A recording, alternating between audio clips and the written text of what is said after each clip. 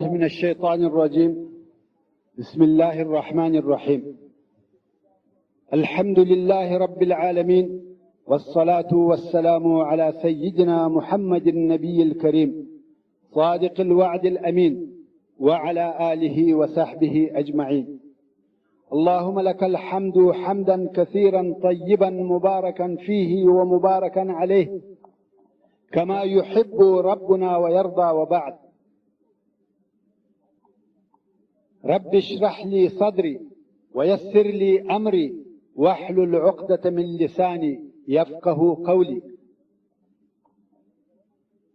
محترم ورونو، د عقیدې د مسائلو دوهمه فته په اوله فته کې زموږ بیان دې ځای ته رارسېدلی و چې انسان حواس لري، عقل لري او مشاعر لري. مشاعر یعنی فطرتي خویونه، او دغه مشاعر پر دوه قسمه دي. اول داخلي مشاعر چې په خپله په انسان پورې تعلق لري، په انسان کې دننه وي، لکه بیره، قهر، غضب، خوشحالي.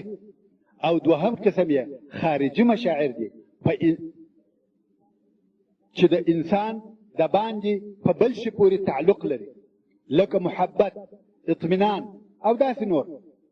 د خارجي مشاعرو دپاره چې د انسان په بدن کې دننه وي، مثال مو بیاناوه. مثلا ته امتحان لري او ته پوهیږې چې پوره آمادګي ورته لري، نو ته په یقین سره دا حسوې چې زه کامیابه یم. او یا امتحان ته کښېنستې، د یوه سوال جواب دې نه وزده، ستا په شعور کې دا یقین سي چې ناکامه یم. دغه شعور که څه هم یوه حصه یې په عقل پورې ارتباط لري، خو هغه یقین یې شعور دی، د خارجي شعور. بل مثال، مثلا ته د یو انسان سره حب او محبت لري، یو انسان بل انسان خوښ لري. دغه شعور د کم حواس تابع دی؟ واضح جواب یې نشته، مګر په نفس وخت کې دا ویلی سو چې شعور موجود دی، او ته متأکد یې چې شعور سته او موجود دی. نو اوس موږ ویلی سو چې انسان حواس لري، انسان عقل لري، انسان مشاعر لري. مشاعر هغه دي چې فطرتاً طبیعتاً په انسان کې موجود وي، چې دغه مشاعرو بل نوم یا صحیح نوم په فطرت سره کیږي. او دغه مشاعر ګای په خپله د انسان په نفس پورې تعلق لري، لکه بیره، قهر، خفګان، خوشحالي. او احیانا په یو خارجي شي پورې تعلق او ارتباط لري، چې دغه خارجي اقسامو څخه یو دغه شعور دی چې د بشر فطرت وایي چې خالق رب سته. که هر څونه انسان نقاش وکړي، که هر څونه ځان آزاد وبولي، هر څونه ځان لوی وبولي، مګر بیا هم د ده په دننه کې، د انسان په داخل کې دا شعور موجود وي چې خالق سته. که څه هم د دغه شعور د اثبات لپاره حسي او عقلي دلیل نه وي موجود، مګر په دننه کې دا شعور موجود وي چې دغه شعور پر عاطفي احساس بنا کیږي چې هلته خالق سته. دغه عاطفه، دغه شعور، بلکې هغه ښه نوم یې دغه فطرت د بشر په زړه کې د عقل تر حکم په لوړه درجه ځای لري. یو عالم شخص وایي، زه په امریکا کې وم او هلته مې 19 کاله ژوند کړی، او تاسې پوهیږئ چې هلته لوی توپانونه پیښیږي، هلته لوی لوی اورونه بلیږي، هلته حوادث او کارثې پیښیږي. او دغه حوادث او کوارث یا ما په خپلو سترګو لیدل یا د تلویزیون د لارې مې لیدل. خو زه د خپلې استوګنې په دغه ټوله موده کې متوجه وم. نو په ټولو حوادثو او توپانو کې چې ما په خپله لیدلي یا مې د تلویزیون د لارې لیدل، په والله یو وار مې هم نه دي لیدلي چې په یوه واقعه، کارثه او توفان کې دي یو د دوی ووایي او جیسس، یعنی یا عیسی. په واقعي درد او مصیبت کې ټوله وایي او ګاډ، یعنی یا الله. نه بل څوک بولي او نه د بل چا څخه مدد غواړي، نه عیسی علیه السلام ته نه بل چا ته نارې وهي، بلکې رب او الله عز وجل ته نارې وهي. حال دا چې دوی په خپل معمولي ژوند کې عیسی علیه السلام خدای بولي، الاعیاذ بالله، مګر په واقعي او جدي حوادثو او مصیبتو کې ولې هغه ته نارې نه وهي؟ ځکه په دغه لحظه کې هغه بشري فطرت حکم کوي. د وارخطایي په وخت کې عقل او اسباب هیر سي، د انسان هغه دننه ترکیب چې فطرت دی هغه نارې وهي. نو یو نفر د یو عالم څخه پوښتنه وکړه چې د پوښتنې معنا یې دا وه چې الله جل جلاله راوښیه. عالم ورته وویل په بحر دریاب کې دې سفر کړی دی؟ سړي وویل هو. عالم وویل په دغه سفرو کې یو وخت توپان او چپه بادونه در باندې راغلي دي؟ سړي وویل هو، ډېر پېښ شوي دي. عالم وویل په دغه وخت کې دې د یو چا څخه کومک وغوښتی و یو چا ته دې نارې ور ووهلې؟ سړي وویل یا، بس یوازې خدای ته مې نارې وهلې او د هغه څخه مې کومک غوښتی. عالم وویل بس دغه الله دی. په دغسې وختو کې الله عز وجل په حق معرفت سره پیژنې. په هغه لحظو کې چې تر عقل تجاوز کیږي او انسان هغه خپل اصلي او داخلي شعور یا فطرت ته ورسیږي، هغه فطرت ورته وایي چې هلته خالق سته، رب سته.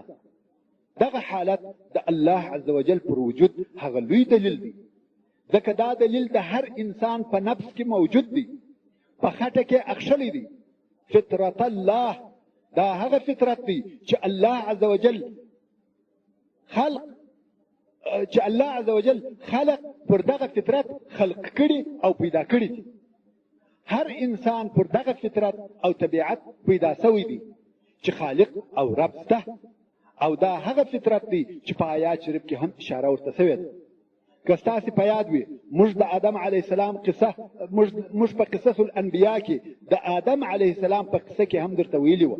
کم وخت چې الله عز وجل آدم علیه السلام خلق او پیدا کړي، د ده د ملا څخه د ده ټوله اولاده هغه چې د قیامت تر ورځې پیدا کېږي د ده ټوله اولاده یې د ده د ملا څخه راویسته او الله عز وجل ورته وفرمایل الستو بربکم قالوا بلا، یعنی زه ستاسې رب نه یم؟ ټول وویل هو ته زموږ رب یې. اوس به یو څوک وایي چې زما نه دي په یاد چې زه راووتلم او الله عز وجل خبرې را سره وکړې او ویل زه ستاسې رب نه یم؟ موږ ویل هو ته زموږ رب یې، دا مې نه دي په یاد. زه وایم هو صحیح ده، ستا نه دي په یاد، مګر ستا د ترکیب ستا د فطرت په یاد دي او در په یادوي. الله عز وجل دغه شی ستا په فطرت کې خلق کړی دی، بلکې د هر انسان په فطرت کې دغه اقرار سته. الله عز وجل په هغه وخت کې دا تحذير راکړي د پاره د دې چې د قیامت په ورځ څوک ونه وایي چې ماته بشیر او نذیر نه دی راغلی، حتی که بشیر او نذیر هم نه درته راغلی. دغه فطري احساس چې پتا او ستا په نفس کې موجود دی کافي دی چې پر الله پر خالق دلالت وکړي او تا متوجه کړي، ځکه د دغه فطرت سره عناد او د هغه ردول د انسان د نفس سره ضد دی، ټکر ورسره خوري.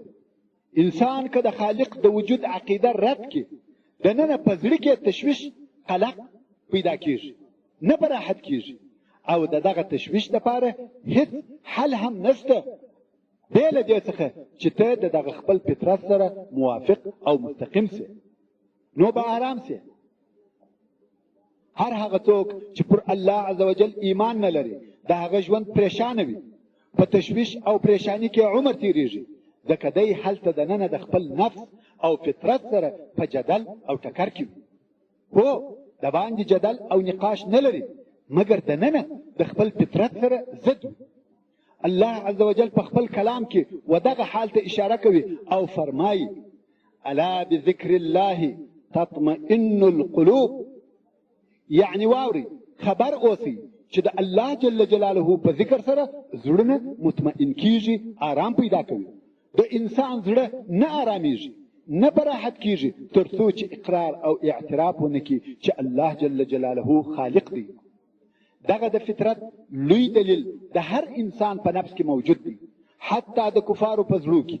تاسې د الله عز وجل و دې قول ته متوجه سئ چې فرمایي وجحدوا بها واستيقنتها انفسهم، یعنی دوی کفار منکر سو، حال دا چې د دوی نفسو یقین کړی وو، په ظاهر انکار کوي مګر د نن په زړه کې متأکد دي چې په والله کږې او غلطي خبرې کوم، بلکې د الله او خالق د وجود څخه چاره نشته.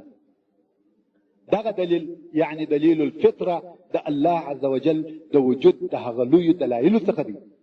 دغه دلیل تر عقلي دلایلو قوي دی، ځکه شاید د ځینو خلقو عقلونه مختل او منحرف وي، یا یې په عقلي تحلیل کې خطا موجوده وي او د منطق و فهم ته نسي رسېدلی چې په نتیجه کې د خپل عقل څخه غلطه نتیجه راباسي. مګر د فطرت دلیل د هغه سره انسان مجادله نسي کولی، ځکه د هر انسان په اصل او ریشه کې موجود دی. که څه هم انسانان په رنګ، په ژبه، په جنسیت سره مختلف دي، خو په خټه کې د فطرت دلیل موجود دی. ورونو دغه ټوله دلایل د الله عز وجل پر وجود او پر هغه د ایمان راوړلو په متعلق و. پس د اثبات څخه د وجود د الله عز وجل بیانو د الله عز وجل د صفاتو مسأله شروع کیږي. د الله عز وجل د صفاتو په باره کې هم ممکن په عقلي او منطقي دلایلو بحث او نقاش وکړي. مثلا یو سړی وایي چې پر دې مې ایمان راوړی وي چې الله جل جلاله موجود دی، مګر څه دلیل لري چې یو دی، حکیم دی، علیم دی، خبیر دی، تر پایه ټول اسماء الحسنا. ممکن تورته ووایه چې قرآن مجید وایي چې الله حکیم علیم دی، دی وایي زه قرآن نه منم، العیاذ بالله. نو دغه سړي ته د الله عز وجل صفات څنګه ثابت کړم؟ طبعا دا موضوع هم اوږده ده، ځکه د الله عز وجل هر صفت کولای سو چې په عقل او منطق ثابت کړو. څرنګه چې وخت د دغو ټولو صفاتو د ثابتولو اجازه نه راکوي، نو به د الله عز وجل د صفاتو څخه یو صفت راواخلو او د هغه په باره کې به په عقل او منطق خبرې وکړو چې هغه صفت د حکمت دی. الله عز وجل حکیم دی. حکمت څو لوی معناوي لري. کم وخت چې موږ وایو حکمت او یا دا سړی حکیم دی، د حکمت څه معنا ده؟ اساس د حکمت ایښول د یو شي پر خپل ځای بې له کمبوته او زیاتوب. دا د حکمت اساسي ترجمه ده. کم وخت چې یو شی د ضرورت سره مطابق پر خپل ځای کښېږدي بې له زیاتوالي او کمبوته، دغه ته حکمت ویل کېږي. حکمت په تماما معنا د یو شي محکمېدل او مضبوطېدل. د حکمت د معنا د پوهېدلو دپاره په دغه قلم سره یو مثال درته وایم. هغه څوک چې دا قلم یې جوړاوه، ولې داسې قلم نه کوي جوړ چې اوږدوالی یې 2 متره وي؟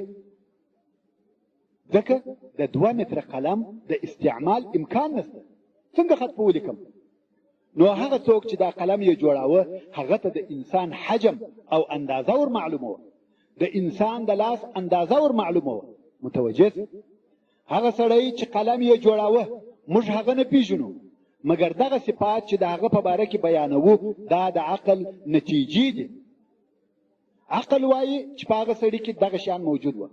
آیا موږ کولی سو چې ووایو هغه څوک چې دا قلم یې په دغه اندازه جوړاوه د انسان حجم او د هغه د لاس اندازه ور معلوم وه که یا؟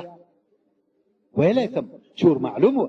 او دلیل مې هم دا دی چې د داسې قلم نه کوي جوړ چې اوږدوالی یې 2 متره وي، او یا یې داسې قلم نه کوي جوړ چې اوږدوالی یې 2 سانتي وي، بلکې ده د انسان د لاس دپاره مناسب قلم جوړ کړي. ښه، هغه څوک چې دا قلم یې جوړاوه ولې رنګ یا د رنګ ځای دننه پکښې جوړ کړي، د باندې ولې نه جوړاوه؟ ځکه هغه پوهېدی چې دا قلم څنګه استعمالیږي. داسې جوړ کړي چې زه قلم په لاس کې ونیسم، لاس مې نه پلړل کېږي. او مقصد یې دا و چې رنګ د دننه څخه راووځي او پر کاغذ لیکنه وکړي. د رنګ خواص او اوصاف ور معلوم وه، د انسان د لاس اوصاف ور معلوم وه. پوهېدی که دا رنګ پر لاس ولویږي، لاس پلړل کېږي. پس له دغه ټوله بیانه آیا زه کولی سم چې ووایم هغه څوک چې دا قلم یې جوړ کړی دی د دغه قلم په جوړولو کې حکیم و؟ آیا دا قلم یې د حاجت سره موافق، مناسب او کامل جوړ کړی دی که یا؟ هو، حکیم و. ښه، که زه اوس ووایم چې زما دغه قلم نه رنګ لري او نه د رنګ ځای، بس دغه د باندنی شکل یې د قلم دی، نو هغه څوک چې دا قلم یې جوړاوه حاکم و یا ځکه په قلم کې خلل شته. د دغه قلم د جوړولو څخه یو مقصد او مطلب و چې لیکنه ده او هغه مطلب اوس نه دی پکښې موجود. نو زه څه وخت ویلی سم چې د قلم جوړونکی حاکم دی؟ هغه وخت ویلی سم چې ما ته داسې شی را جوړ کړي چې زما د حاجت سره په تماما معنا مناسب وي او د هغه غرض دپاره چې جوړ شوی دی هغه په صحیح معنا ادا کړي. دا خبرې ټوله صحیح شوې. اوس به د الله عز وجل و حکمت ته وګورو. د مثال په ډول دغه ستا لاس ته راسه، ستا بازو ستا په اوږه پورې مښتی دی، هلته سرش شته یا نو څنګه مښتی دی چې هر طرف ته هم سرخې 20-30 کیلو وزن په دا لاس پورته کوي او لاس یې د اوږې څخه نه جلا کېږي.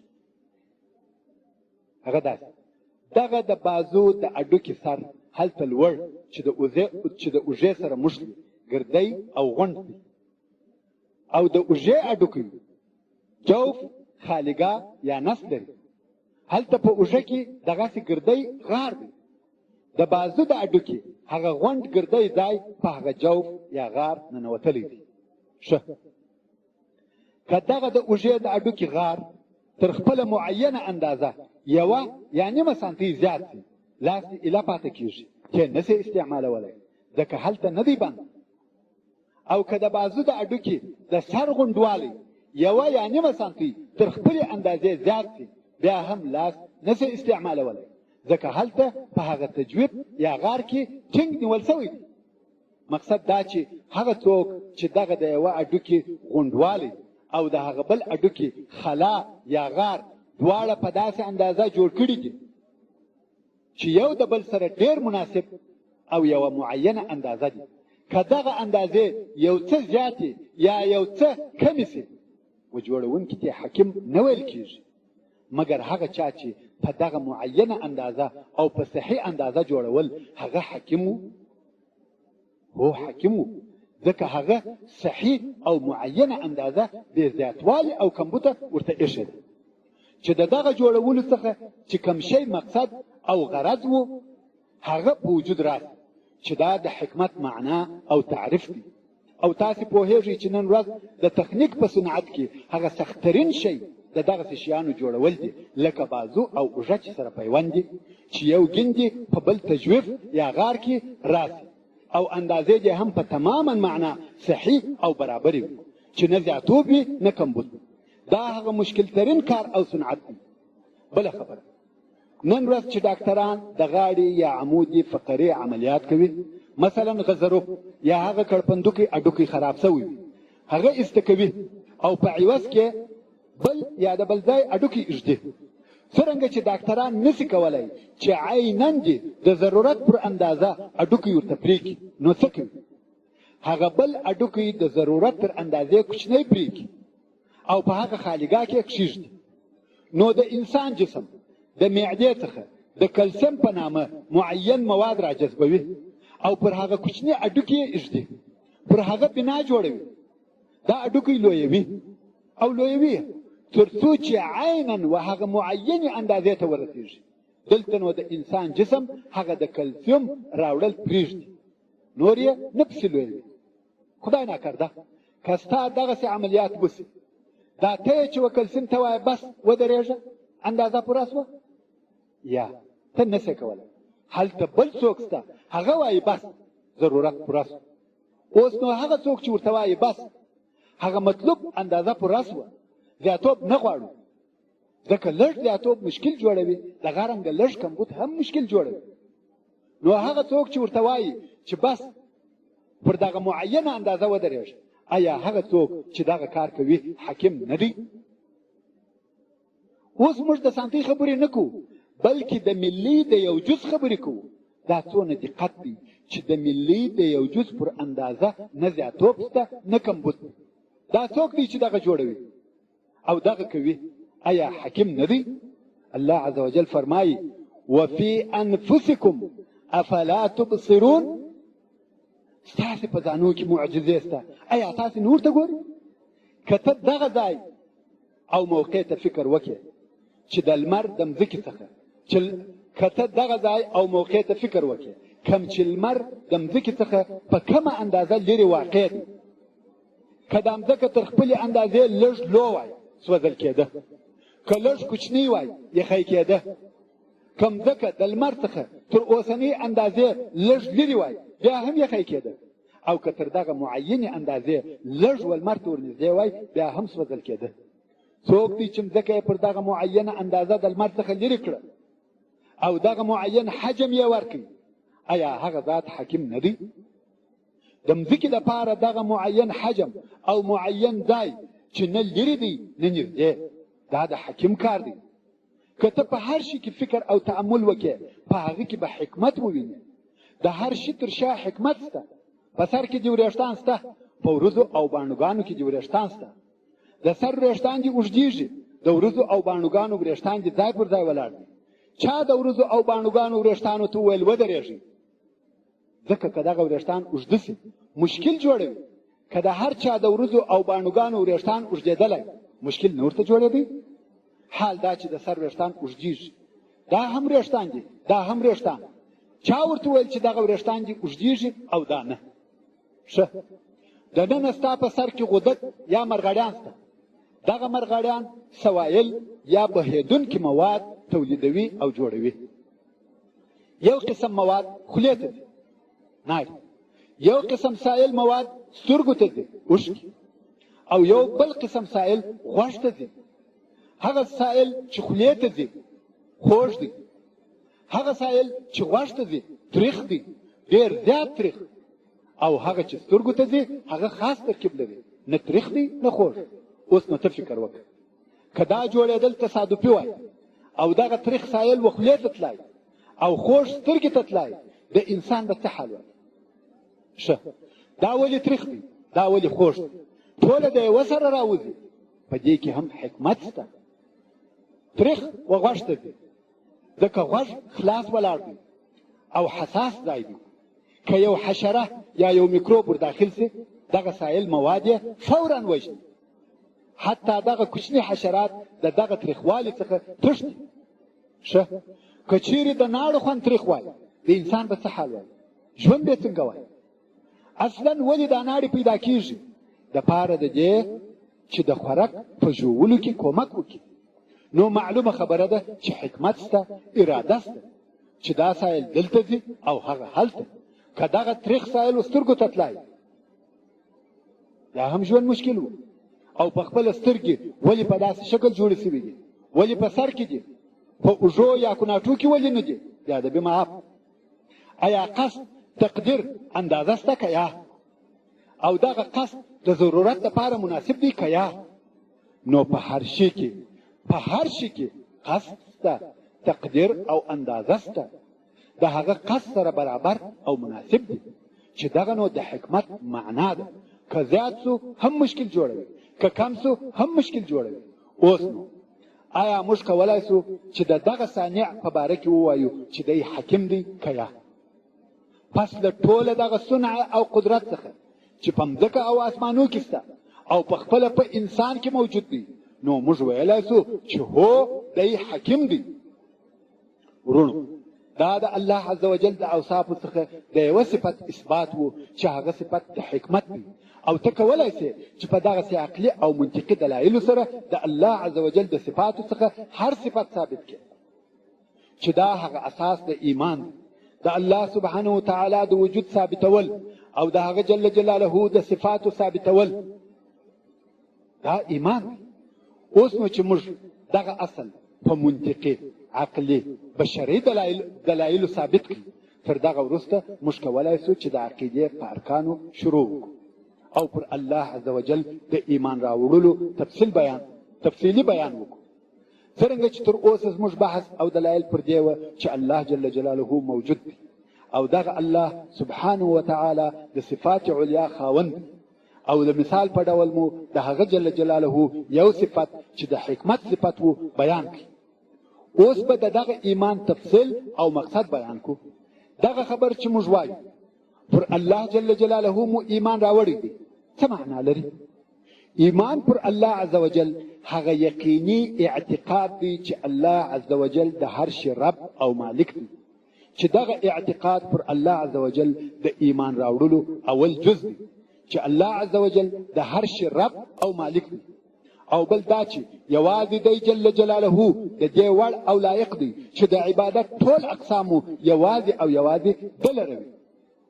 عبادت قولي سته، فعلي سته، مالي سته، ټول عبادتونه به مخاص د الله جل جلاله د پاره وي، بل هیڅوک د عبادت وړ نه دی، چې دا د ایمان دوهم جز دی. دریم دا چې الله عزوجل د کمال په صفاتو متصف دی، د هر عیب څخه پاک او بری دی، چې دا نو پر اسماء الحسنا او صفات العلا ایمان دی. که په مختصر ډول سره ووایو، ایمان پر الله عزوجل دا دی چې ثابته او یقیني عقیده به وي چې الله جل جلاله رب دی او دی جل جلاله اله او معبود برحق دی، بې له د عزوجل څخه بل څوک د عبادت وړ نه دی. او بل دا چې الله جل جلاله لره اسماء الحسنا سته او د هر عیب څخه پاک دی.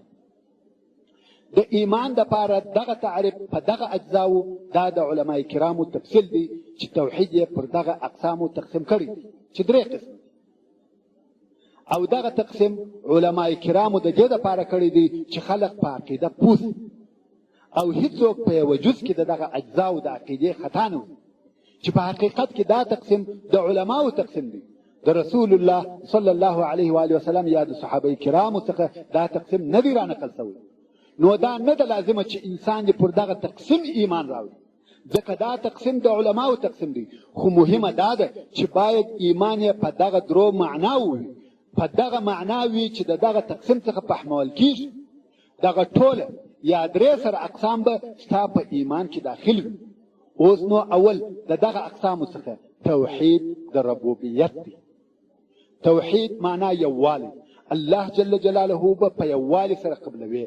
دغه یووالی دغه توحید پر درې قسمه دی، یو ته توحید د ربوبیت ویل کېږي، او بل ته توحید الوهیت ویل کېږي، او دریم توحید د اسماء الحسنا او صفات العلا. دا درې قسمه ایمان او توحید دی. اوس نو دغه درو قسمو څخه اول توحید د ربوبیت دی، او اکثر علماء کرام د ربوبیت د توحید ترجمه داسې کوي چې په یقین سره به دا عقیده لري چې الله عزوجل رب دی. اوس نو د رب ترجمه څه ده؟ د رب کلمه ډیره عمیقه او ژوره معنا لري. رب هغه څوک دی چې اختیار او تصرف کوي، رب هغه څوک دی چې اداره او امر د ده په لاس کې، رب هغه څوک دی چې د عالم په حال کې تحسین او شوالی راولي، او دغه اختیار او تصرف، امر او اداره د حالاتو تحسین او بهبودی د همیش د پاره وي. داسې نه چې یو وارې عملي کې او ربوبیت پای ته ورسېږي، بلکې د همیش د پاره اداره تربیه د ده په قدرت کې وي. دغه معنا د رب د کلمې تر شا پرته ده. نو علماء کرام په اختصار سره وایي چې رب هغه څوک دی چې خلقول یوازې د ده کار، بې له ده څخه بل څوک خلق نشي کولی. افمن یخلق کمن لا یخلق، بې له الله جل جلاله څخه بل هیڅوک خلقېده نشي کولی. خلق یعنی د عدم څخه پیدا کول. د خلق معنا دا ده چې د هیڅ شي څخه د عدم څخه یو شی پیدا کړي. په دغه موضوع کې موږ د مخه خبرې وکړې او موږ ویل ټوله کائنات اصل یې عدم او بې له الله عزوجل څخه بل حق موجود نو موجود دی. عزوجل اول دی او ازلی موجود دی، مګر نور ټول مخلوقات عدم و. چا پیدا کړه؟ الله عزوجل په خپل قدرت، عظمت او جلال خلق کړه. الله عزوجل فرمایي انما امره اذا اراد شيئا ان يقول له كن فيكون.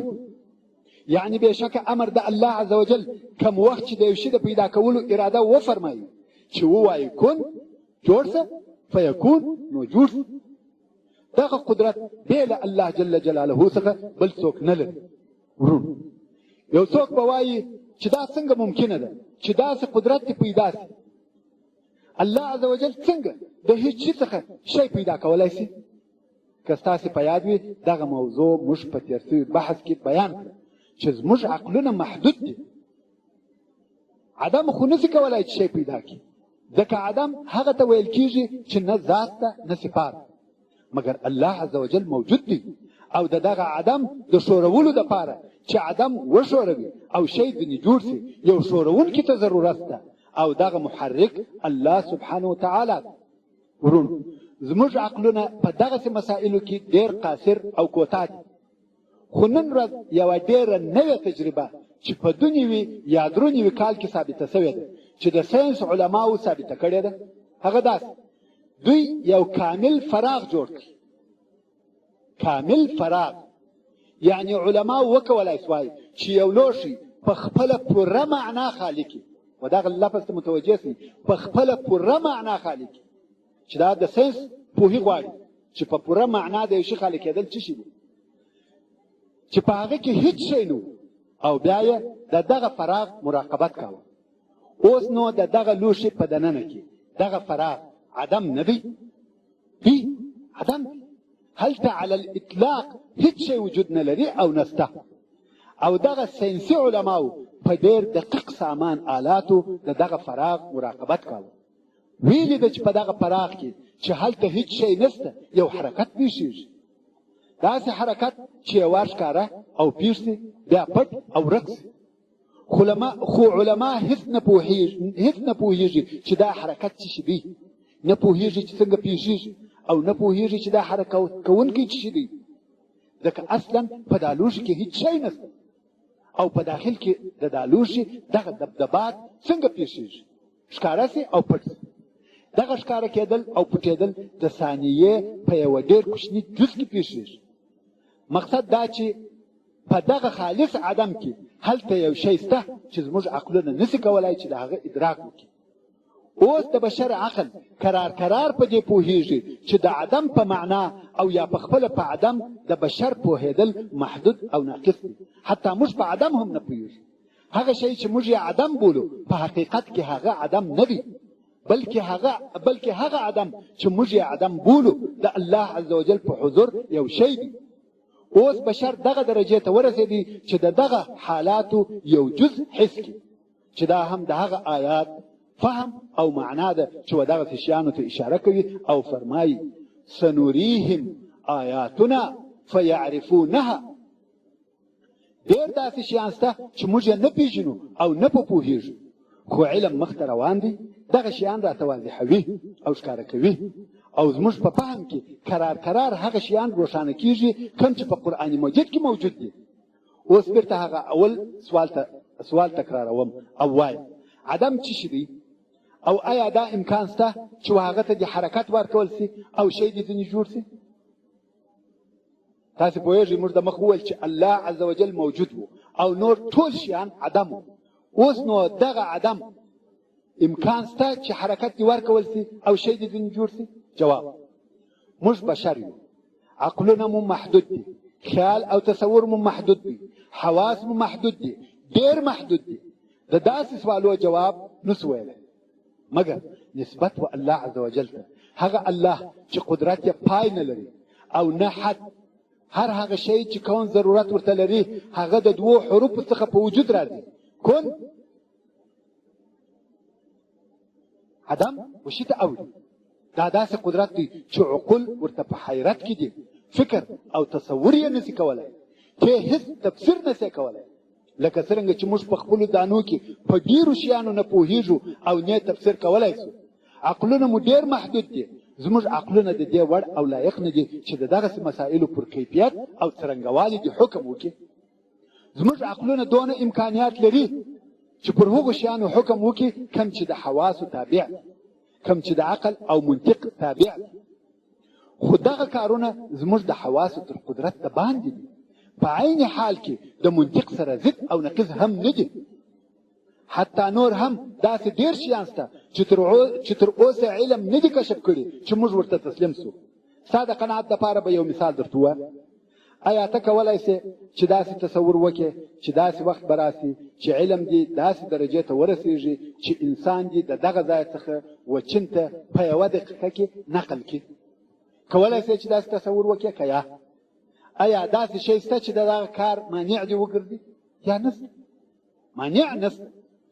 ځکه که په پخوا کې موږ هغو خلکو ته ویلي وای چې داسې وخت به راسي چې یو نفر به د افغانستان څخه و امریکا ته په یو څو ساعتو کې تلای شي، هغو خلکو به در باندې خندلی. مګر بشري علم حقیقتا و دغه قدرت ته ورسېد. حتی محیط الاطلسي چې په میاشتو طی کېدی اوس په 3 ساعتو کې طی کېږي. آیا اوس داسې مانع شته چې ودې وایي دغه مسافه په 1 دقیقه کې نه طی کېږي؟ د بشر عقل دا نه منع کوي. شاید داسې پېښه شي. ښه نو تصور یې هم کولی شي چې دا کار به څنګه په 1 دقیقه کې کېږي؟ یا تصور یې نه شي کولی، ځکه ستا تصور محدود دی. ممکن د ځینې شیانو تصور وکړي مګر د ټولو نه. فرضاً که وکولی شي چې د دغه حالت تصور وکړي چې یو سړی په 1 دقیقه کې د افغانستان څخه و امریکا ته تلای شي، مګر د کیفیت او څرنګوالي تصور یې نه شي کولی.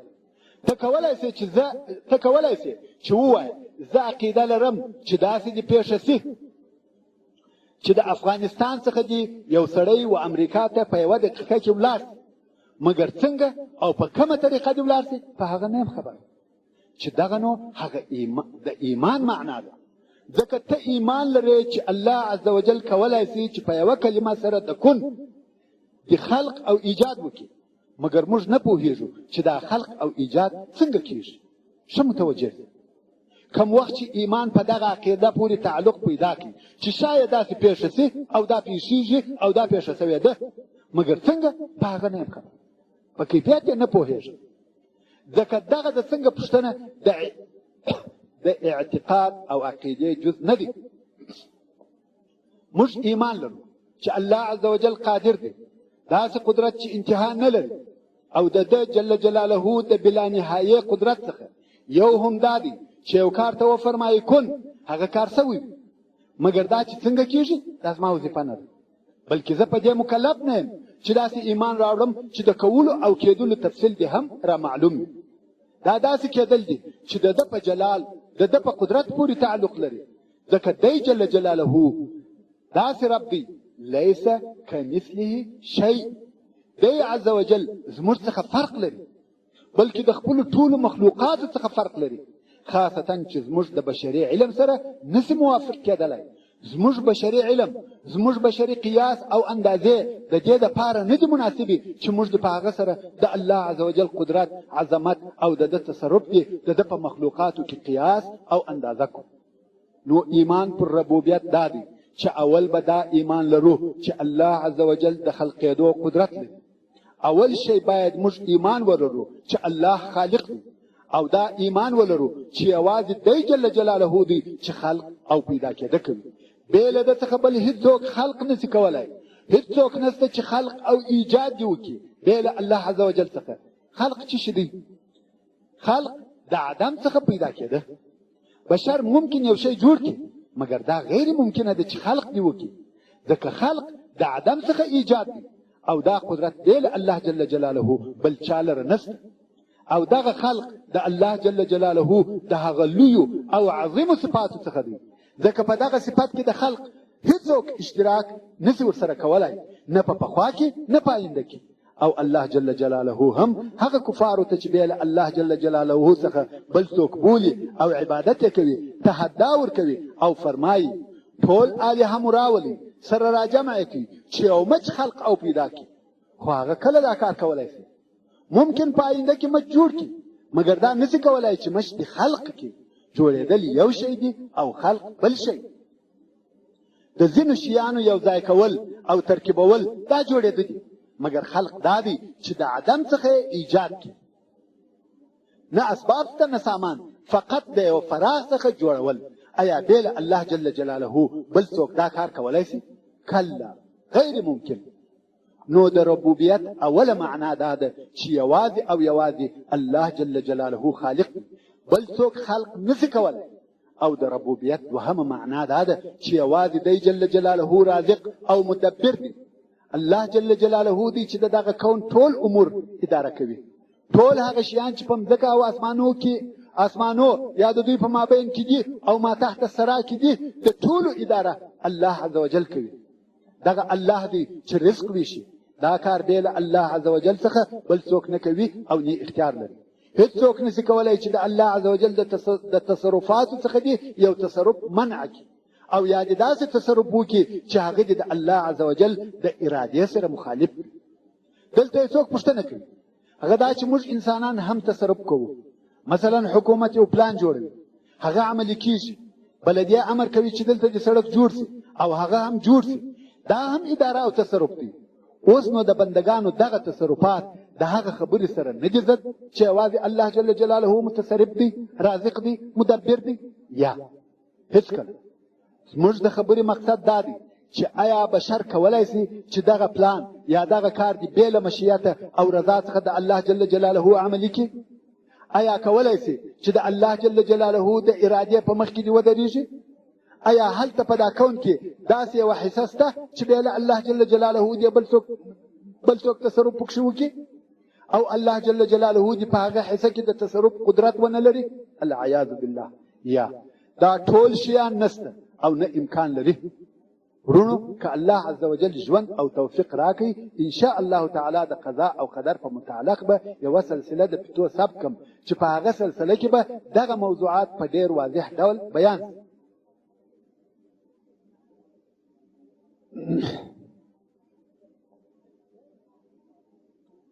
شي.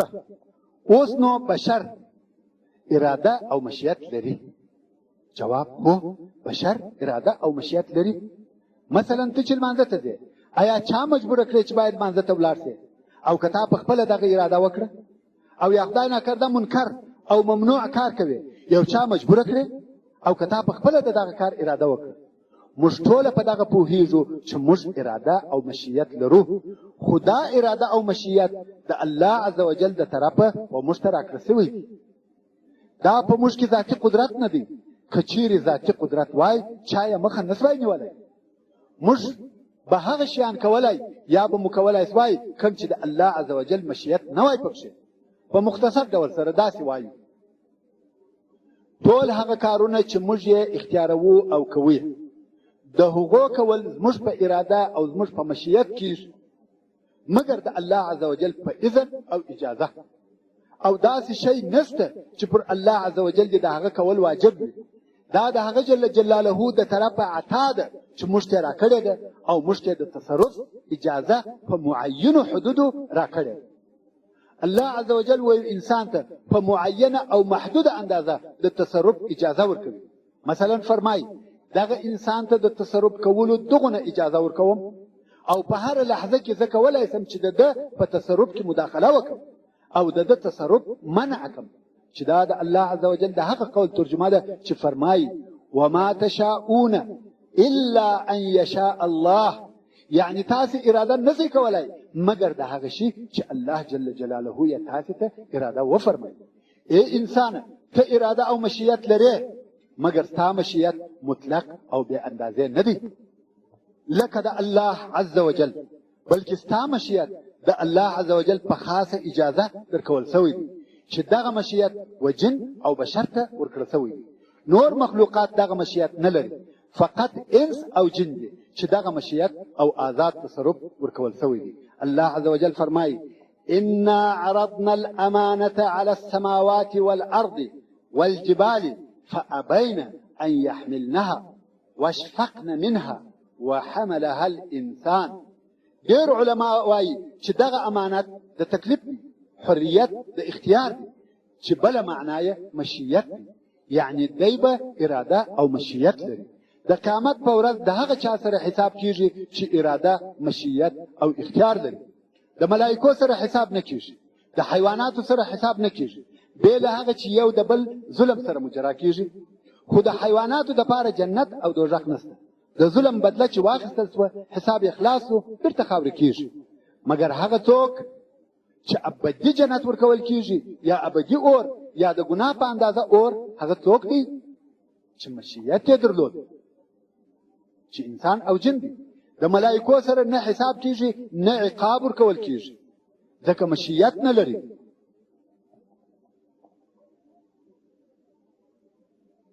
نور ټول مخلوقات حساب نه لري بې له انس او جن، او دا هغه څوک دی چې د الله عزوجل د طرفه خاص عطا د تصرف ورکړل سوی. نور ټول مخلوقات د الله جل جلاله فرمانبردار دي، نه نافرمانی کوي او نه اختیار لري. دغه قدرت نه دی ورکول سوی چې نافرمانی دی وکړي، په هر شي چې امر کړی سوی دی هغه کوي. نو څوک دی چې د دې اختیار لري چې دی په خپله اراده کار وکړي؟ انس او جن، انسانان او پیرانان. او د انس او جن دغه اراده او مشیت څرنګه چې عارضي دي او محدود دي او خاصه عطا ده، د ربوبیت د توحید څخه خارج نه دي، بلکې یوازې الله عز وجل. لطفا پتا واړوه. او د انس او جن دغه اراده او مشیت څرنګه چې عارضي دي او محدود دي او خاصه عطا ده، د ربوبیت د توحید څخه خارج نه دي، بلکې یوازې الله عز وجل کامل تصرف کوي او متصرف دی. که انسان د یو عمل د کولو اراده وکړه او د الله عز وجل مشیت نه و، د انسان مشیت نه عملی کیږي، بلکې د الله عز وجل مشیت عملی کیږي، ځکه د الله عز وجل مشیت حاکم دی. نو د ربوبیت بل اساسي معنا دا سوه چې الله جل جلاله متصرف دی، یو خو خالق وو او بل متصرف دی. که څه هم انس او جن ته د مشیت یو حصه ورکړې ده، خو دغه مشیت د الله عز وجل تر مشیت خارج او د باندې نه دي، او نه د الله عز وجل د مشیت سره منافي دي، بلکې بشري مشیت او رضا د الله عز وجل د رضا تابع دي. په حقیقت کې الله عز وجل د ټول کون حاکم دی، حتی په خپل د انسان حاکم هم الله عز وجل دی. او کې خوښه شوه د انسان څخه دغه مشیت اخیستلی شي او داسې هم کړي دي، خاصتا چې د کون ټول موجودات د الله عز وجل د اوامرو سره مطابق عمل کوي. وهو الذي يمسك السماوات والارض ان تزولا، دی جل جلاله هغه ذاتي چې اسمانونه او مځکې د ځایلېدو یا د خپل ځای څخه د حرکت کولو څخه راګرځولي دي، او که بیا د خپل ځای څخه زایل شوه هېڅوک نشته چې ویني. الا له الخلق والامر، دی جل جلاله دی چې خلق کوي او دی جل جلاله د امر خاوند دی، چې دا معنا د توحید ربوبیت ده. ټول امر د سبحانه وتعالی دی، دی متصرف دی. د مځکې او اسمانو تدبیر په د جل جلاله پورې اړه لري، چې تدبیر د ربوبیت بله اساسي معنا ده. د ربوبیت بله معنا د رزق ورکولو ده، هغه دا چې الله عز وجل هغه ذات دی چې رزق ورکوي. څوک دی چې ورکړه کوي او یا یې منع کوي؟ الله عز وجل. بېل الله جل جلاله بل ورکوونکی نسته او بل منع کوونکی نسته. ښه، څوک په پوښتنه کوي چې داسې خلق شته چې راکوي او داسې خلق شته چې راڅخه منع کوي. مثلا یو تاجر ته څوک ورځي خیر ځینې غواړي، یوه ته ورکوي او د یوه څخه منع کوي. اوس نو دغه تاجر رازق نه شو، دغه سړی رزق نه ورکوي؟ جواب: لکه څرنګه چې د انسانانو مشیت د الله عز وجل د مشیت تابع وو، دغه رنګه په رزق کې تصرف د الله عز وجل د حکم تابع دی. هغه څوک چې حکم یې وکړي چې ستا څخه دې منع کړي او یا دې درکړي، هغه الله عز وجل دی. بشر فقط د هغه امر چلونکی دی. که څه هم په ظاهره خلق دا ګمان کوي چې دی تصرف کوي، مګر په حقیقت کې بشر آله ده، هغه د الله عز وجل امر چلوي. ستا په خیال دغه سړي و تا ته درکړه، څرنګه چې د انسان قدرت محدود دی، عقل یې محدود دی، نو دا ګمان کوي چې دی خلقو ته رزق ورکوي، مګر خبره اصلا د لوړه ځای څخه ده. خو انسان د کوچني په مثل د ده په فکر دغه انسان یې راکوي او یا یې دغه انسان راڅخه منع کوي، دغه یې خیال وي او دغه حال هم په سترګو ویني. هغه سړی ناست دی، په لاس کې پیسې دي، چا ته ورکوي چا ته نه ورکوي، دی یې ویني چې هغه تصرف کوي، خو اصلا دغه تصرف هلته لوړ حسابل شوی دی. او هلته داسې ډېر آیاتونه او حادث ده چې د دغې معنا تاکید کوي چې رزق د الله عز وجل د طرفه دی او په حساب دی. هیڅ انسان نه مري چې خپل پوره رزق ونه خوري. خاصتا هلته دوه شیان دي چې باید حتما د مؤمن مسلمان په زړه کې ټینګ ځای ونیسي، چې د بشر په دغو دوو شیانو کې هیڅ مداخله او تصرف نشته. که څه هم په ښکاره داسې معلومیږي چې بشر په هغه کې د تصرف قدرت لري، چې دغه دوه شی د توکل د معناو څخه دي. که د انسان په زړه کې ټینګ سي، د حقیقي توکل معنا په انسان کې پیدا کیږي. یعنی که دا دوه شیان د انسان په زړه کې ټینګ سي، د هغه انسان په زړه کې د حقیقي توکل معنا پیدا کیږي او ثابته کیږي چې هغه دوه شی اجل او رزق دي. بل الله عز وجل بل هیڅوک تصرف نشي پکښ کولای. کله دغه دوه شیان په زړه کې ټینګ سو او پوس وي چې تا ته هر څه د پیښیږي هغه تا ته مقدر کړی شوی دی، آرام او مطمئن بسې.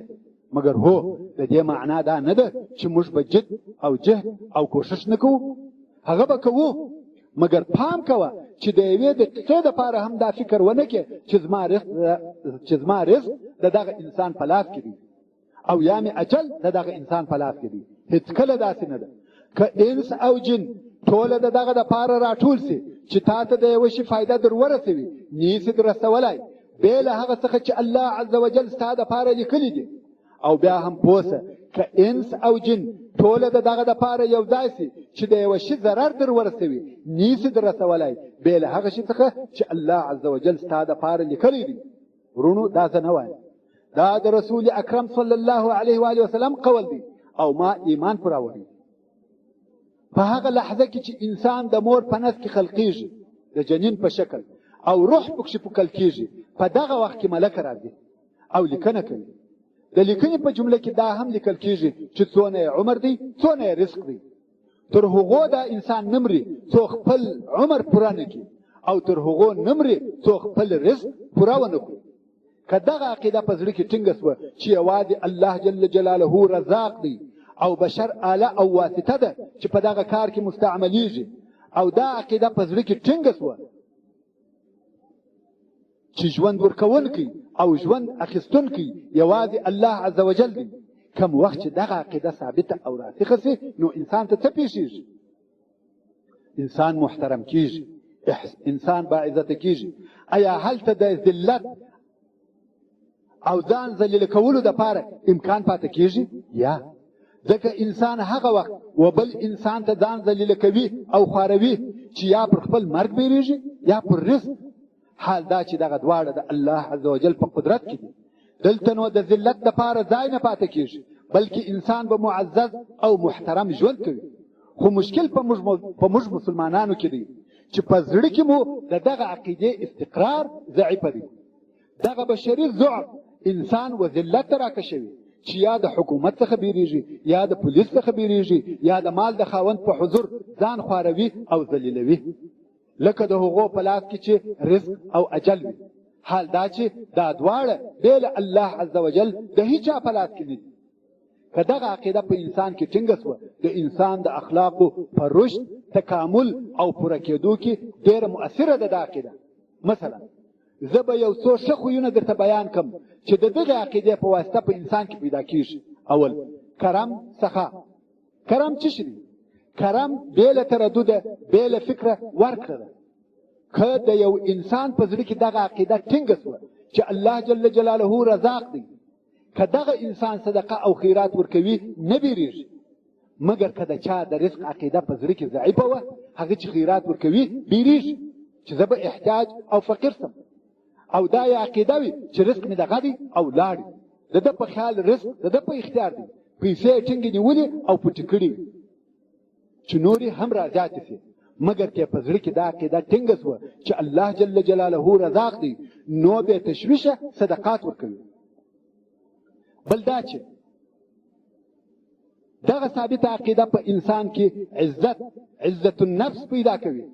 هغه ذلیل انسان چې هر چا ته سر ښکته کوي د هغه په عقیده کې ضعف دی. د هغه عقیده نه ده راسخه چې الله عز وجل مدبر، متصرف او رزاق دی. ځکه د ده عقیده دا ده چې دغه انسان هم نفع یا ضرر رسولی شي. کم وخت چې رسول الله صلی الله علیه و آله وسلم د هغه خپل لوی او جلیل مقام سره د الله عز وجل د طرفه امر کیږي چې بشر ته ووایه قل انی لا املک لکم ضرا ولا رشدا. یعنی ای محمد صلی الله علیه و آله وسلم و دوی ته ووایه چې زه د دې مالک نه یم چې تاسې ته څه ضرر یا څه خیر در ورسوم، ځکه نفع او ضرر د الله عز وجل د طرفه دي. نو د نورو انسانانو په باره کې څه فکر کوي چې ټوله د ده صلی الله علیه و آله وسلم تر شان او درجې کم دي. دغسې مفاهیم او مقاصد به د رسول الله صلی الله علیه و آله وسلم په سیرت کې ډېر وویني. که ستاسې د رسول الله صلی الله علیه و آله وسلم په سیرت کې هغه قصه په یاد وي چې یو کافر راغی او رسول الله صلی الله علیه و آله وسلم ناست یا بدو، کافر غږ پر وکړي ویل یا محمد صلی الله علیه و آله وسلم څوک دې زما څخه منع کوي، یعنی خلاصوي. د انسانانو په حساب خو څوک نه و چې خلاص دې کړي. یو ناست دی او بل یې توره په لاس و سر ته ولاړ دی، توره یې پورته کړې ده. رسول صلی الله علیه و آله وسلم غیر مسلح او څوک هم نه دي ورسره. د بشر په مقیاس او فکر خدا ده چې هیڅوک نشي کولای چې دغه کافر منع کړي. اصلا کافر دا سوال یا پوښتنه هم د دې لپاره نه و چې جواب غواړي، بلکې تهدید او بیرول و. څوک دې زما څخه خلاصوي، یعنی هیڅوک نشته چې را څخه خلاص کړي. مګر جواب د داسې چا څخه جواب اوري چې پر الله عز وجل پوره اعتماد لري. ویل الله د بشر په فکر خدا واقعه پیښه او حساب شوی ده، مګر په الهي اعتبار سره الله عز وجل پر دې قادر دی چې زما څخه دې منع کړي. د کافر د لاسه توره ولوېده او پر شا غځار شو. نو د دغه عقیدې چې الله عز وجل متصرف، مدبر او رزاق دی، حتمی نتیجه عزت او چاته سر نکشته کول دي. دریم دا چې د دغه عقیدې په واسطه په انسان کې شجاعت پیدا کیږي.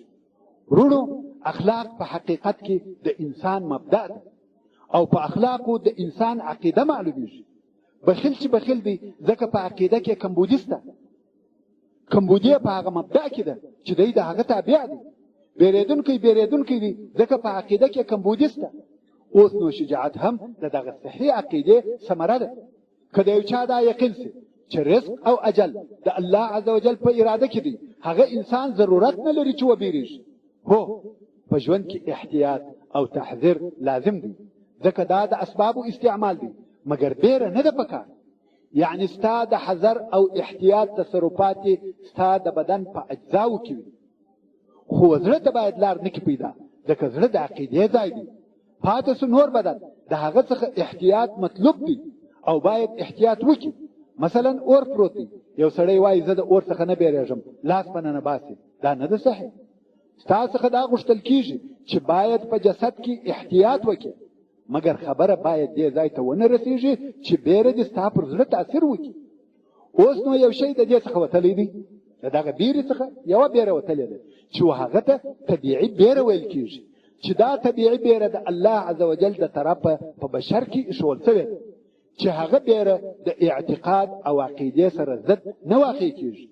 دغه طبیعي بیره هغه حالت دی کوم وخت چې انسان دفعتاً د یو حادثې سره مخامخ کیږي، یا د یو سیرونکي حیوان سره مخامخ کیږي، یا داسې کار پیښ شي چې ستا یې د پیښېدو امید نه وي او وارخطا شي، لکه لوی چغ یا لوی آواز یا تیزه روښنایي، د بم یا تالندې غړمبهار، نور داسې شیان. د دغو شیانو څخه بیره د عقیدې سره ضد او منافع نه ده، و عقیدې ته ضرر نه رسوي. بې له دې څخه چې انسان دا عقیده ولري چې دغه کار نفع او تاوان رسوي، مګر د دغه حوادثو د پیښېدو سره طبیعي تصرفات دا د انسان فطري حالت دی. که یو انسان وایي چې زه نه بیریږم، د دې معنا دا ده لکه دی چې وایي زما په فطرت کې خلل او تاوان موجود دی. داسې نشي کېدلی. حتی انبیاء علیهم السلام بیریدل. الله عز وجل فرمایي فاوجس فی نفسه خیفة موسی، یعنی موسی علیه السلام په خپل ځان کې بیره حس کړه. او بیا الله عز وجل د ابراهیم علیه السلام په باره کې فرمایي فاوجس منهم خیفة قالوا لا تخف، یعنی ابراهیم علیه السلام د دوی څخه بیره حس کړه او دوی ورته وویل مه بیریږه. او بیا هم د موسی علیه السلام په باره کې فرمایي فالقاها فاذا هي حیة تسعى قال خذها ولا تخف، یعنی کوم وخت چې موسی علیه السلام هغه خپله لکړه وغورځول، نابو بره هغه ژوندی مار و چې تګ یې کاوه. نو خود موسی علیه السلام د بشریت په مقتضا په هغه طبیعي بیره وبیروي. د الله عز وجل د طرف ورته وویل سوه واخله دا لکړه او مه بیریږه. داسې نور آیتونه هم شته. حال دا چې موسی علیه السلام د اولو العزم رسولانو څخه دی، دا بیره د بشر فطرتي بیره ده. الله عز وجل د بشر د ساتنې دپاره په دوی کې پیدا کړې ده. دا بیره د الله عز وجل نعمت دی. که دا بیره په بشر کې نه وای موجوده، که دا بیره په بشر کې نه وای موجوده، انسانان به په کوارثو او مصایبو کې لوېدلی او دغه خطراتو ته به متوجه هم نه وای. مګر الله عز وجل د بشر د ساتنې دپاره دغه طبیعي بیره په دوی کې پیدا کړه چې په خطر او تکالیفو کې ونه لویږي. ته فکر وکړه، فرضاً یو څوک دغه فطرتي بیره ونه لري، یو څیرونکی حیوان پر راځي او دی یې مخ ته ولاړ دی، ځکه بیره نه لري، نو هغه حیوان یې څیري. یا ویني چې اور پر را روان دی، دی ورته ولاړ دی او ورته ګوري. یا موټر پر را روان دی، دی نه بیریږي و مخ ته تیریږي. نو که دغه فطرتي بیره نه وای د بشر حیات به برباد وای. نو الله عز وجل بیره په زړو کې پیدا کړ چې د بشر حفاظت وشي او دغه بیره د عقیدې سره ضد او منافی نه ده. بې له هغه وخت څخه چې انسان د عقیده ولري چې دغه کارونه په خپل ځان کې بې له ارادې څخه د الله عز وجل نفع او ضرر رسوي، چې دا نو نه ده صحیح. ښه، مقصد دا چې دغه اعتقاد چې یوازې الله عز وجل خالق دی، مدبر دی او یوازې الله عز وجل رازق دی، دغه ته توحید ربوبیت ویل کېږي. او په دغه قسم توحید کې ټول انسانان شریک دي، ټول بشر په دغه توحید اقرار کوي، بې له یو څو لږو او کوچنیو ډلو چې په تاریخ کې پیدا شوي دي. په پخوا کې ملاحده او دهریین ورته ویل کېده، او په اوس زمانه کې کمونستان ورته ویل کېږي، چې دوی وایي لا اله، یعنی رب او اله نسته، العیاذ بالله، او ژوند ماده ده. د دغو خلقو عدد ډېر لږ دی. حتی کمونستان مثلا په روسیې کې د کمونستانو حزب او یا ټول هغه خلق چې و حزب ته شامل شوي دي په 100 کې تر 7 کم دي. او هغه حزب پر سر د اقتدار وو، احکام ټول هغو صادرول او د هغو به اجازه کم کار نه کېدی. حال دا چې دوی ټول په 100 کې و نه و او نور خلق د دوی پر عقیده نه و او نه دي. حتی ډېر هغه کسان چې و حزب ته شامل شوي وو هغه هم پر دغه عقیده نه و نه دي، مګر د دنیوي مصلحت په خاطر یې ځانونه و حزب ته شامل کړي وو. نو د ډېرو کفارو کفر د ربوبیت په توحید کې نه دی، بلکې د توحید په نورو اقسامو کې کفار دي، او یا د توحید ربوبیت په ځینو نورو تفصیلي مسائلو کې کفار دي، لکه رزق او تدبیر. مګر اکثره بشر په توحید ربوبیت کې سره یو شی او مساوي دي. مثلا که ته پوښتنه ځینې وکړې چې چا پیدا کړی، وایي الله. ځکه او اسمانونه چا پیدا کړي دي، وایي الله. په مځکه او اسمانو کې څوک تصرف کوي، څوک رزق درکوي، ټوله وایي الله. د مکې مکرمې کفار قریش دغسې وه. په قرآن مجید کې ډېر آیاتونه شته چې د قریشو و کفارو ته اشاره کوي او فرمایي چې د دغه شیانو پوښتنه ځینې وکړه دغه جواب درکوي چې الله. قریشو د توحید په دغه قسم کې چې توحید ربوبیت دی انکار او کفر نه کاوه، بلکې د دوی کفر د توحید په نورو اقسامو کې وو. د توحید دغه قسم د انسان په فطرت کې پروت دی او د قرآن مجید ډېر آیاتونه د دغه قسم توحید څخه خبرې کوي. د خلق په باره کې خبرې کوي، د تدبیر او رزق په باره کې خبرې کوي، د آسمانو او مځکې د ادارې په باره کې خبرې کوي، او هغه اعجاز چې په د مځکه او آسمانو کې موجود دی هغه بیانوي. او داسې نور چې د توحید ربوبي ته اشاره کوي. او قرآن مجید ولې دغه توحید ربوبي ډېر بیان کړی دی؟ ځکه دغه توحید د توحید و نورو اقسامو ته مدخل، لار او دروازه ده، چې هغه توحید الوهیت دی. د الوهیت توحید دا دی چې انسان به دا عقیده لري چې یوازې الله عز وجل د عبادت وړ او مستحق دی، غیر له جل جلاله څخه بل د هر چا عبادت باطل او کفر دی.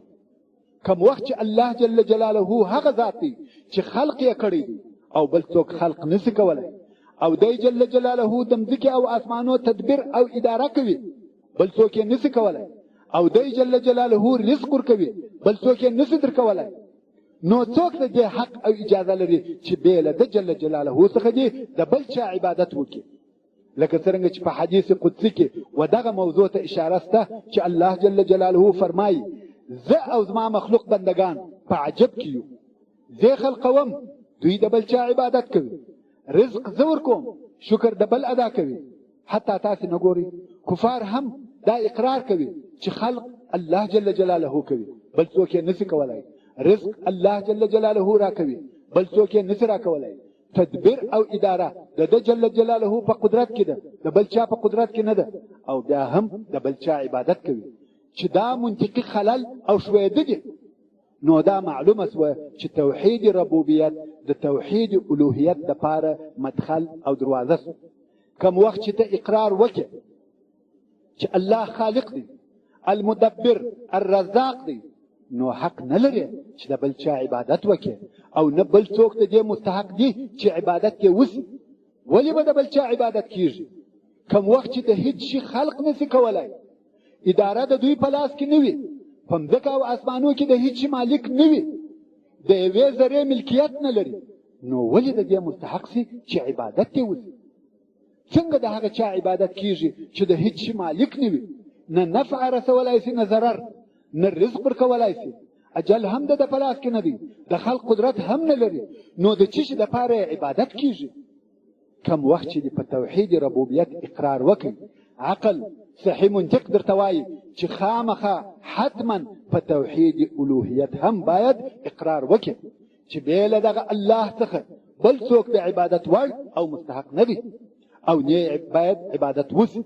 او که دغه عقیدې څخه مخالفه عقیده یا عمل څوک ولري، و هغه ته شرک ویل کېږي. کم وخت چې دغه اقرار وکړي چې الله عز وجل خالق دی، مدبر دی، رازق دی، او بیا بې له ده څخه د بل چا عبادت کوي، او یا بې له ده څخه د بل چا څخه رزق غواړي، او یا د بل چا څخه وبېرېږي، او یا دې دا عقیده سوه چې اجل د بل چا په لاس کې دی، که د دغو شیانو څخه یو شی په چا کې پیدا سي، دې ته شرک ویل کېږي. او دا د عقل او صحیح منطق سره مخالفت هم دی.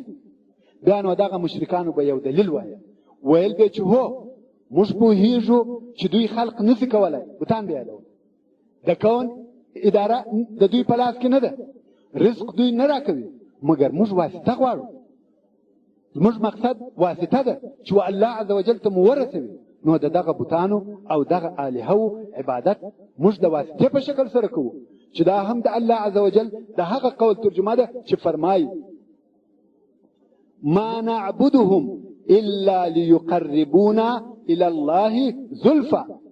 یعنی هغه د قریشو کفارو به ویل موږ د دوی عبادت نه کوو مګر د پاره د دې چې دوی موږ د الله جل جلاله و طرف ته نږدې کړي. او دغه کار په بشر کې نشر دی، ځکه دوی مستقیما د الله عز وجل وجود نه ویني، بشر ضعیفه دی. دغه شی اوس هم پکې شته، ولی دوی مستقیما د الله عز وجل وجود نه ویني، فقط د الله عز وجل د مخلوقاتو د لیدلو په واسطه الله عز وجل ویني. څرنګه چې د انسان عقل محدود او قاصر دی، په مادي شیانو پورې تعلق نیسي، که څه هم انسان د معنوي شیانو پر وجود عقیده لري، مګر تعلق یې د مادي یا جسم شیانو سره وي. انسان د خپل عقل د قصور په خاطر داسې شی غواړي چې په خپل لاس یې لمس کړي، لکه کوچنی چې د بازوی شی په خپل لاس کې غواړي. خیالي فکري او داسې شی نه غواړي چې نه لیدل کېږي او یا په لاس نه نیول کېږي، په دغسې شي د زړه تسلا نه کېږي. سبحان الله، دغه مسئله په بشر کې موجوده ده، بې له هغو کسانو څخه چې عقل یې حاکم کړی. نو ځکه عقل د بشر د مکلفیت دپاره شرط دی. نو خود هغه انسان چې عقل یې د لاسه ورکړی وي لکه لیونی یا عقل د حکم کولو لایق نه وي، د هغه سړي څخه مکلفیت ایسته کېږي، هغه نه دی مسؤله. د بشر سره ولې حساب کېږي؟ ځکه د دوی سره عقل شته، او هغه څوک چې عقل نه استعمالوي، کار نه ځینې اخلي، هغه ته جزا ورکول کېږي. رسول صلی الله علیه و آله وسلم فرمایي چې د درو نفرو څخه قلم پورته دی، یعنی مسؤله نه دي. هغه څوک دی؟ لیونی تر هغو چې فرصت راځي یا فرصت کېږي، بل بده تر هغو چې راویښېږي، ځکه د خوب په وخت کې د عقل قدرت او حرکت کم وي، نتیجه اخیستل یا منطق نشته. په خوب کې د عقل دغه جز کار نه کوي، هلته د عقل بل جز کار کوي چې فقط د اندامو حفاظت کوي. د دماغ هغه جز کار نه کوي چې حکم او تصرف کوي، نتیجه را باندې. دریم د کوچني څخه قلم پورته دی تر څو چې بلوغ ته رسیږي، ځکه د دغه مسائلو د ادراک دپاره یې عقل نه وي پوره سوی. کم وخت چې د دغه قدرت یې پیدا کړي چې په دغه مسایلو پوه سي، هلته نو تر قلم لاندې کېږي او حساب ورسره کېږي.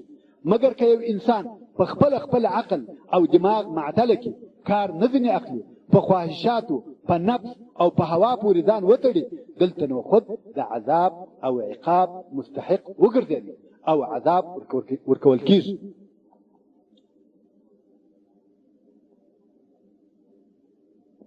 تاسې و بني اسرائیلو ته وګورئ، ډېر ښکاره مثال دی. الله عز وجل د موسی علیه السلام او بني اسرائیلو قصه په قرآن مجید کې تر 80 ځایه زیاته ذکر کړې ده. دغه بني اسرائیل یا یهود ډېر واضح مثال دی چې دوی په عقلي تصرف کې خلل او نقصان راوستلی. هره قصه د دوی د خلل او بشري نقصان یو مثال ښکاره کوي. هغه ځای چې زموږ د دغه عقیدې په موضوع پورې تعلق لري هغه به درته بیان کړم. تاسو پوهیږئ چې الله عز وجل موسی علیه السلام و فرعون او د هغه قوم ته د نو لوی معجزو سره راولېږي او خلکو هم دا معجزې ولیدې. د دغه قوم د اختر ورځ وه او ټول خلق په تاش کې سره یو ځای سوي وو. خلقو ته دا معجزې چې ډېرې لوی معجزې وې ورښکاره کړې.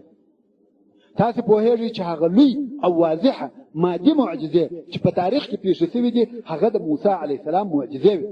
پس له دغه ټولو معجزو څخه کوم چې بني اسرائیل یې ورسره بوتله، د فرعون څخه یې نجات ورکړي او تر بحر یې تیر کړه. الله عز وجل فرعون او د هغه ډله هلاک کړه. نو پر یو قوم راغله چې هغه پر خپلو بتانو راګرځېدلي وه. بنو اسرائیلو یا یهودو و موسی علیه السلام ته څه وویل؟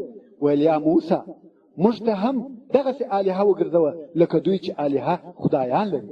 پس له دغه ټولو معجزو بیا هم دغه عقلونه لکه د کوچنیانو په مادي شیانو پورې تړلي وه چې دا عقلي خلل او نقصان دی چې په بشر کې موجود دی. که انساني عقل مستقیم او پر لار صحیح لاړ سي، نتیجه ښکاره او روښانه ده. کم وخت چې بې له الله عز وجل څخه خالق نسته، مدبر نسته، بې له ده څخه رازق نسته، نو بې له ده بل څوک د عبادت وړ هم نه دي. ځکه د هغه نورو په لاس کې نه خلق سته، نه اداره، نه رزق سته، نه اجل، چې دا واضح صحیح او سالم منطق دی. کم نقص او خلل پکښې نسته او د دغه په عکس کې انتهایی خلل او نقصان موجود دی. کم وخت چې دا درته ثابته سوه چې الله عز وجل خالق دی، رازق دی، مدبر دی، نو په کم حق سره د بل چا عبادت کوي؟ او دا دې هم عقیده ده چې بې له الله جل جلاله بل څوک خلق نسی کولای، رزق نسی ورکولای، اداره نسی کولای. آیا د دغه عقیدې سره سره د بل چا عبادت کول ظلم نه دی؟ الله عز وجل فرمایي ان الشرک لظلم عظیم. شرک عظیم او تر ټولو لوی ظلم دی. بل هر ظلم سپک دی مګر دغه ظلم نه بخښل کېږي او نه د دغه ظلم دپاره عقلي او منطقي دلیل شته.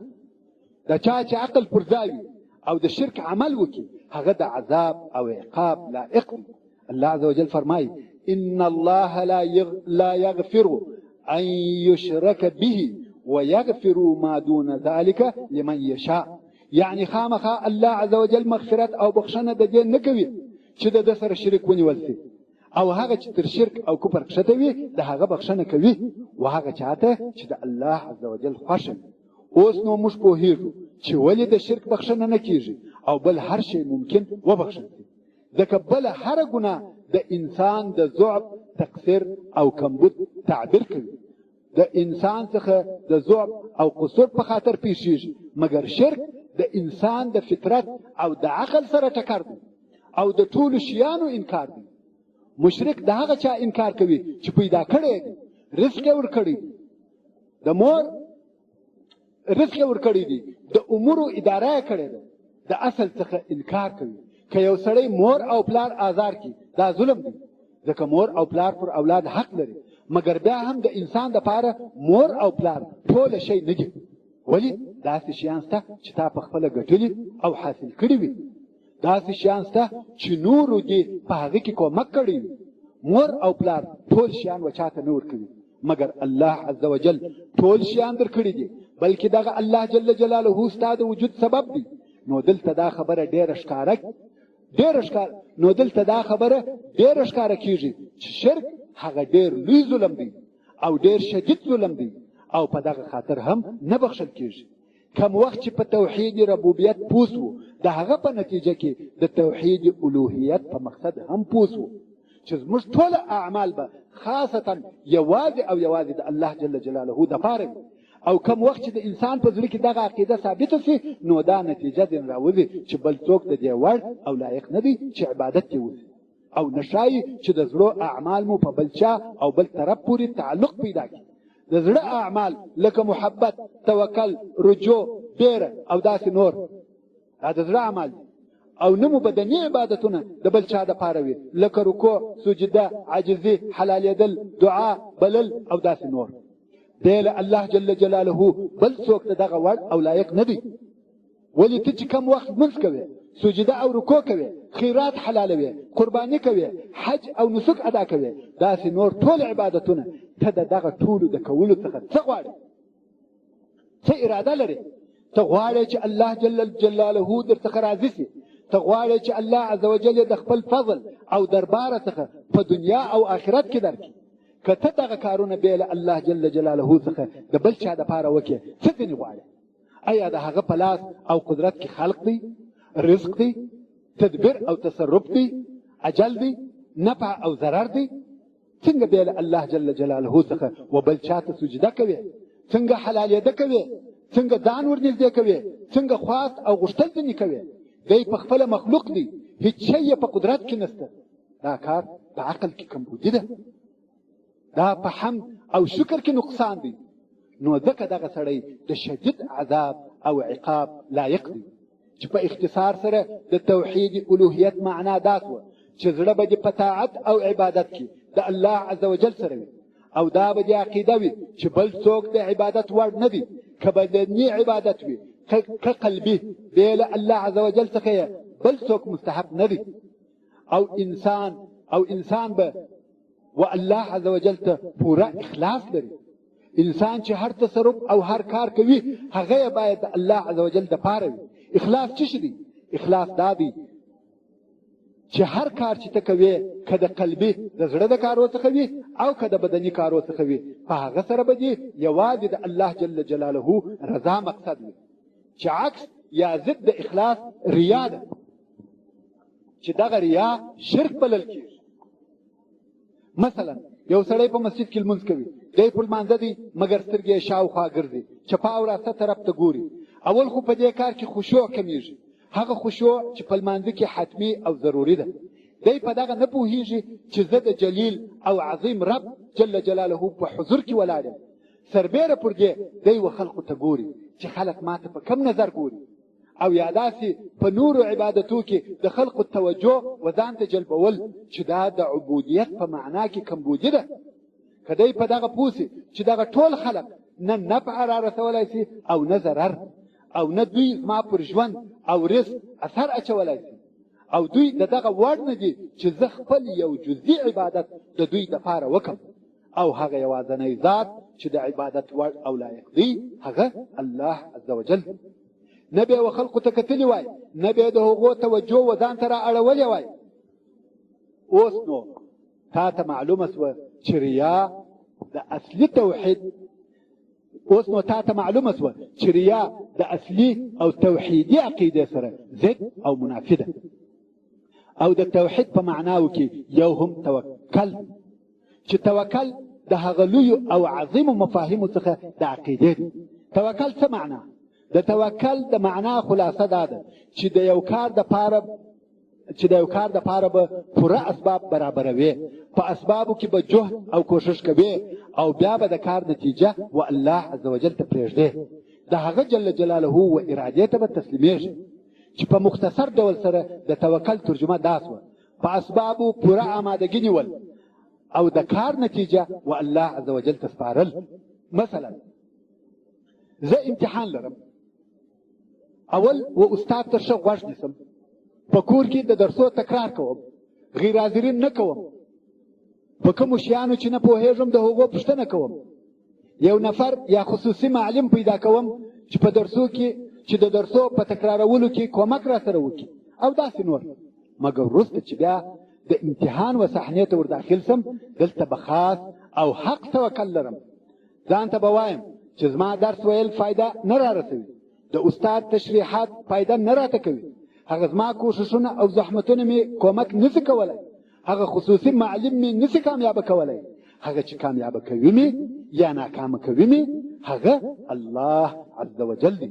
بل مثال د یو کافر ملک سره جنگ ته داخلیږو، پوره عدد عسکر او لشکر به یو ځای کوم، کافي اسلحه به برابروم، په لشکر کې به نظم او ترتیب راولم، د دشمن د قواو معلومات به لرم، مګر کم وخت چې جنگ شروع سي څه به وایو؟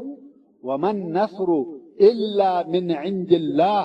نصر کامیابی زموږ په عدد نه ده، زموږ په اسلحه نه ده، زموږ نقشه او حساب موږ نسی کامیابولی، بلکې هغه ذات چې موږ ته بری راکوي هغه الله سبحانه وتعالی دی.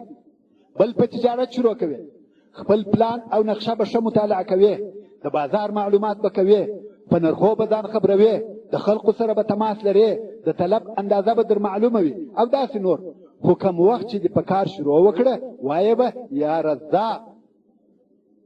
نه د بازار معلومات رزق درکوي او نه ستا نورې هلې ځلې، فقط الله عز وجل رزاق دی، مدبر دی. امتحان ته ځې ښه او پوره امادګي دې ونیسه، مګر بیا هم مه وایه کامیابه یم. زر شیان سته ممکن د هغو څخه یو در پېښ شي. یو نفر قصه کوي، وایي امتحانونه مو رانږدې وه، خو تر امتحان څو ورځې دمخه هغه د سوالو ورقه د یو چا په واسطه په لاس راغله، سوالونه او جوابونه مې ښه مطالعه کړه او زده مې کړه، تر داسې اندازې چې ټوله جوابونه مې د کتاب د رویه په یاد کړه.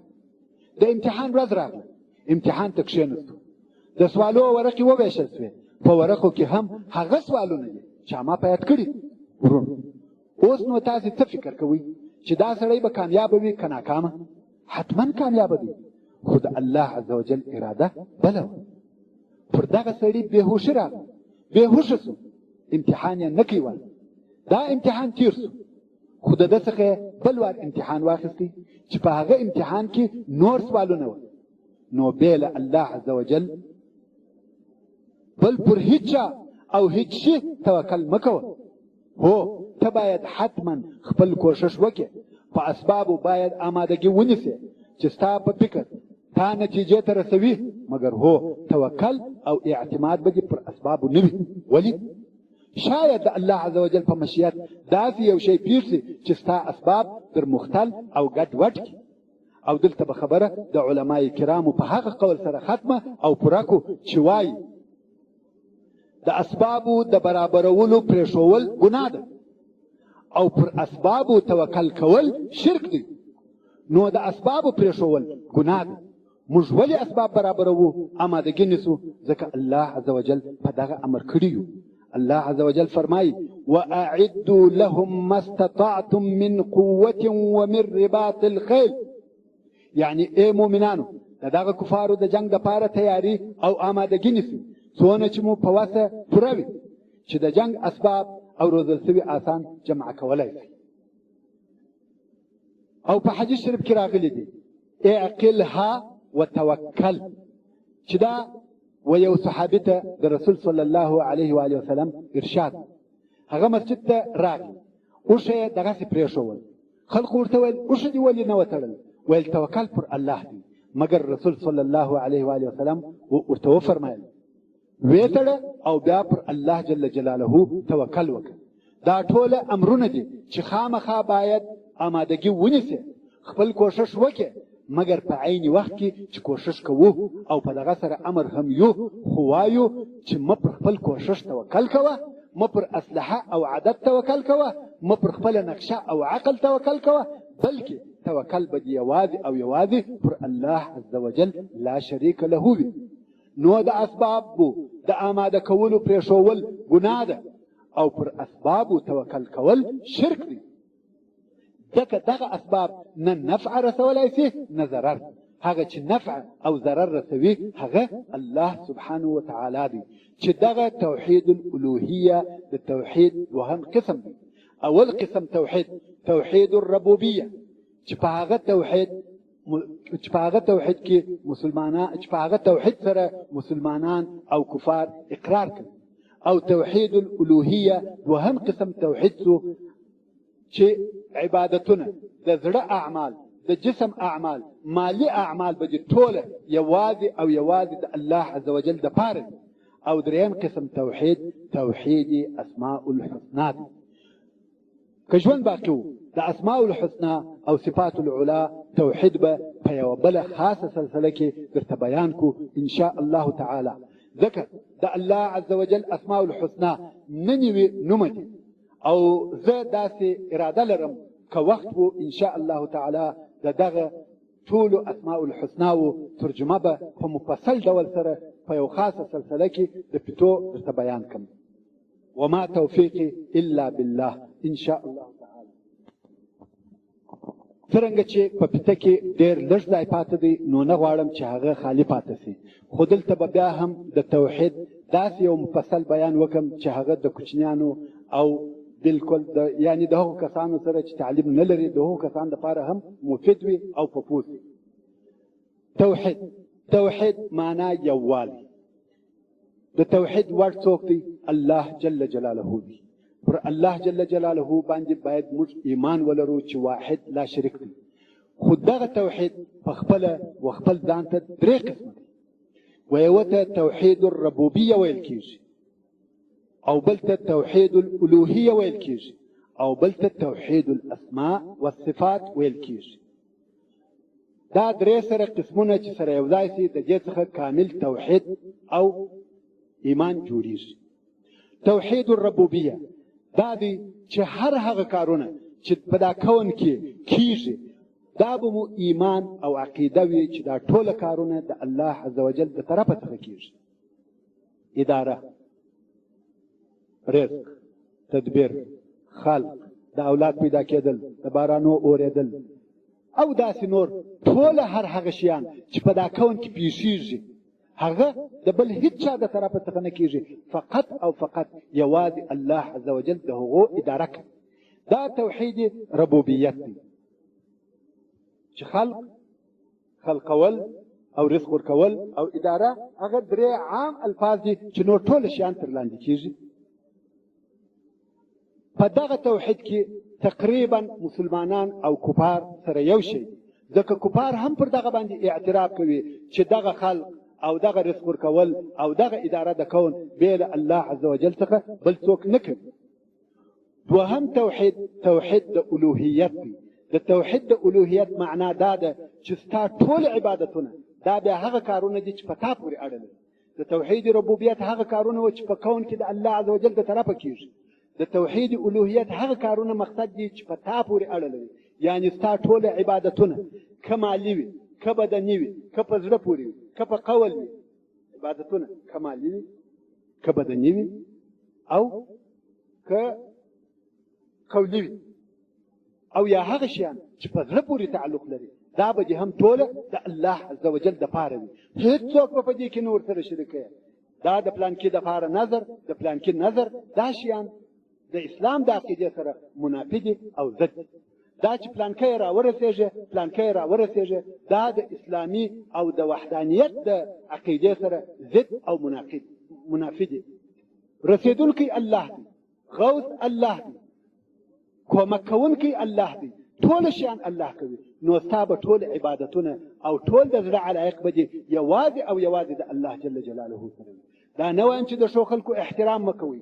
ښه خلک د احترام وړ دي، د ښو خلکو سره علاقه پیدا کړئ، د ښو خلکو مجلسو ته ورځئ، د ښو خلکو خبرو ته غوږ نیسئ، احترام یې کوئ، عزت یې کوئ، مادي کومک ورسره کوئ.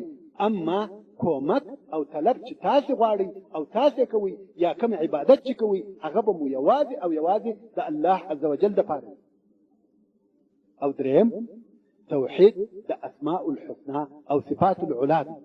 هغه اسماء الحسنا چې د الله عز وجل دپاره دي هغه ټوله ازلي او ابدي دي، او هغه د اولې ورځې د الله عز وجل د ازل څخه د الله عز وجل سره موجود دي او ته او د الله دپاره دي.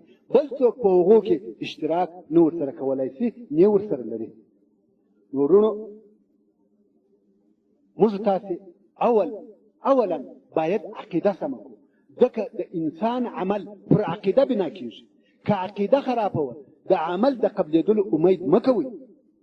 عقیده چې سمه وي که ګناه وسوه توبه به وکړي، که د لږ عمل وکړي هغه به قابل د قبول وي، مګر چې عقیده خرابوي چې هر څونه ډېر عمل وکړي هغه قبلیږي نه، هغه ودای ته نه رسېږي، هغه بېهوده کېږي.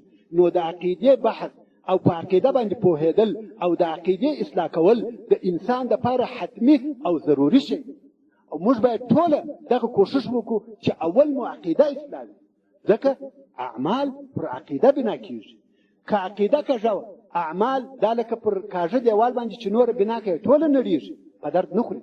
عقیده چې اصلاح وي هر څونه عبادت چې پر کوي هغه قابل د قبول دی، هر څونه هو ګناه به وکړي توبه به وکړي، مګر که عقیده خراب وه عمل په درد نه خوري، توبه په درد نه خوري، نور شیان تر هغو پورې توبه په درد نه خوري چې ته پر وخت. محترم ورونو، څرنګه چې پیته پای ته رسېږي نو ستاسې ټولو څخه امید د دعا لرم. والسلام علیکم ورحمة الله وبرکاته.